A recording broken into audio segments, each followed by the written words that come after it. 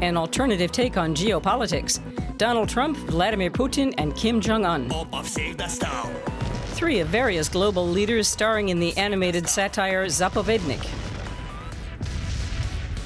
What also sets the 3D show apart is that it's created in the Unity game development environment. The animated characters are played by real-life actors, filmed with motion capture. Ваши выборы. Матрица никогда не вмешивалась. Дорогие пассажиры, наш самолет следует рейсом в светлое будущее. После набора высоты мы предложим вам горячие события. Приятного полета. Кто нажал красную кнопку? The program is produced for DW in the Latvian capital, Riga. It's been broadcast since November 2017, with a new episode appearing every week. An all-new production technique makes it all possible. Time is our most valuable thing here, so we use this engine to make things faster, to be able to develop things as fast as we can and show the result in a really nice and quality way. The time pressure is intense. Each episode's script is developed over the course of the week. Then it's straight into the recording studio. Not everyone wants to be filmed during their work for the satirical show. Some of the voice artists have Russian clients too, and they fear a backlash for being critical of the Kremlin. The script has both speaking and singing parts. Meanwhile, 5 3D artists compose new backdrops and props for the latest videos. This time, they need to add a bomb. It might also be a variety of hats. Objects are added or changed by drag and drop with the Unity game development engine, which has previously been used to program hit games like Super Mario Run, Angry Birds, and Monument Valley. It was the Latvian creative producer who came up with the idea of using the game platform as a 3D studio. He prefers to remain anonymous.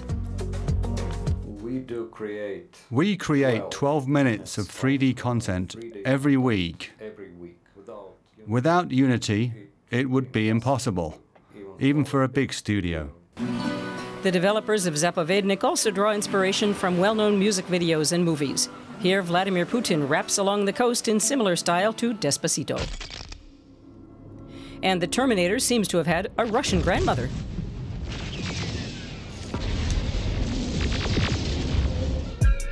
Motion capture is used to film the movements.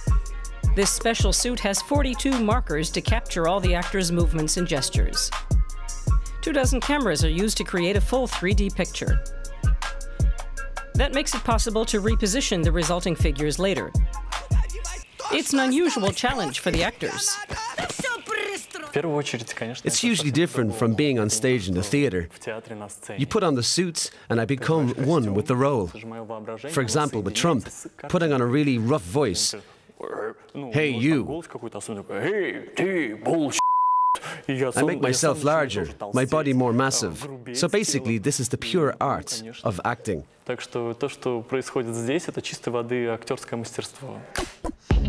A dedicated expert oversees the facial gestures. He uses his fingers to position the mouth and set the right expression. At the end, all the individual parts are put together. For one scene, I render about 25 different cameras from different angles, and then in the video editing, they are cut in the best way to show the action, to show details, to show the whole scene. The speedy rendering process is a huge advantage. Success on both TV and social media suggests a promising future for the satire, with millions of Facebook and YouTube views. The show is broadcast on a range of channels around the world. You can also see it in Russia on DW's Russian language program. Shift says, TV of the future.